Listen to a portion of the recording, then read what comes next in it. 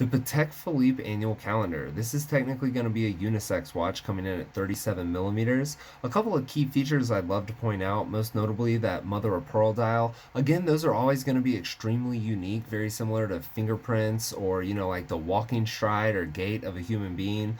No two will be identical. Now, this is an annual calendar, meaning that it does have four complications. It has the day, the date, the month, and the moon phase, all four of which can be manipulated or changed by pressing these various pushers that are found on the outside of the case.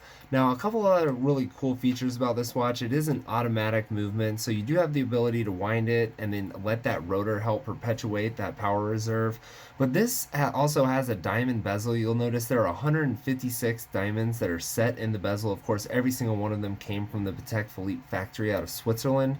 And they actually went one step further and added some diamonds into the crown. Come check it out at SwissWatchExpo.com.